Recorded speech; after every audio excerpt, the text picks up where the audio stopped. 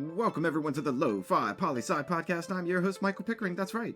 Lo-fi as in low fidelity, low quality, in your face, messy as can be, global news show. It's Tuesday, Lo-Fi Nation, and you know what that means. It's time for Tuesday's Top 10 list. Every Tuesday, we look at global indicators and surveys to see what countries hold the top 10 rankings in particular categories. We'll cover things like GDP, oldest country, happiest countries, and more. And no worries, Lo-Fi listener. We'll cover what each category means before we jump into the list. Today's top 10 list, the least corrupt countries in the world. But how in the world can we know such a thing, you may ask? Well, thank you to organizations like Transparency International. And what does this organization do exactly? Let's hit it. Begin quote. Our mission is to stop corruption and promote transparency, accountability, and integrity at all levels across all sectors of society. Our vision is a world in which government, politics, business, civil society, and the daily lives of people are free of corruption. We are independent, non-governmental, not-for-profit, and work with like-minded partners across the world to end the injustice of corruption. End quote. You see, all good people that just want to make the world a better place. That's who Transparency International is. But how do they rank countries by level of corruption? And that's an excellent question. And first off, it's called the Corruption Perception Index. It's ranking countries by perceived levels of corruption because, frankly, you cannot go into a country and just ask people, hey, are you corrupt, yes or no? And expect them to answer honestly. It's not happening. So you have no other way but to do a perception index. They use a combination of 13 surveys taken by experts and business executives from across the world, and the most reputable institutions in the world at that. Some examples? Sure. Freedom House, the African Development Bank, the World Economic Forum, the International Institute for Management Development, Political and Economic Risk Consultancy, and the World Bank, just to name a few. And how widely used is Transparency International's Corruption Perception Index? Well, frankly, it's the most used indicator of corruption in the entire world. Period. Their associations and correlations of perceived levels of corruption with real GDP per capita and foreign direct investment are pretty damn amazing. But we'll get to that in a bit. Enough talk for now. To the list, that's why you're here. 2019 scores. Our scores range from 0 to 100. 100 equals free of corruption. Coming in and tied for number 9, Germany and Luxembourg with scores of 80 out of 100. Number 8, Netherlands with a score of 82 out of 100.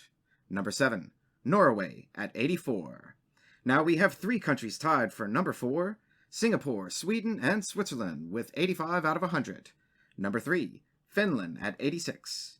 And the 2 countries tied for number 1, the 2 least corrupt countries on the planet. If you said Denmark and New Zealand, you are correct, both with scores of 87 out of 100. Congratulations to all you countries out there for not being as shitty as everyone else. So let's take a closer look at our lists and see what we can find. First off, you should have noticed very quickly that 8 out of these 10 countries are all in Europe. And of course, you Scandinavian countries always rank high up there on any of these kinds of lists. New Zealand and Singapore were our 2 non-European countries, and they regularly rank high on quality of life surveys as well. Something else you might have noticed, that the highest score that any country had was an 87 out of 100. This means one very big thing, that in reality, no country is free of corruption. And that's absolutely true. You see, some global surveys of different variables do give perfect scores for their top countries, when they know full well they should not. And yes, I'm looking at you, Freedom House, and your perfect 100 democracy scores to the Scandinavian countries. You know you're wrong for that. The fact that our 2 least corrupt countries in the world are still 13 points away from a perfect score indicates that there's still a lot of work to be done, even in these countries. You also may have noticed something else about this list, that as far as GDP per capita goes, these are some of the richest countries in the world. Now, why might that matter? Well, in many ways, it validates the Corruption Perception Index itself. You see, from an economic and political standpoint, if a country is highly corrupt, which also means undemocratic because the corrupt system favors particular people who do real business, who want to make real money in the world, I'm not talking petty cash money, I'm talking real money. They don't want to operate in places with high corruption that they have to pay off officials at every turn. It also means that middle-income individuals will have a harder time making a living wage because corruption is everywhere. It's systemic. In short, People want to do business where they can make money and be as uninterrupted in that money making as possible. Corruption is some bullshit that business people rather not deal with. And of course, there are exceptions, yes. But exceptions aren't trends. They are exceptions. And we're talking about global trends in real GDP and foreign direct investment. We could talk about the other side that you're thinking of, though, next week, for the most corrupt countries in the world. But that's this Tuesday's Top 10 list. Stay tuned for tomorrow's episode of Lo-Fi Global News.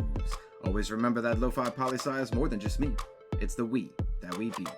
Write in with questions or comments to lofipolisci@planetmail.com. Thanks for listening. Stay safe. Wash those hands. And I'll see you on the next episode of the Lofi Poli Sci podcast. Pickering, signing off.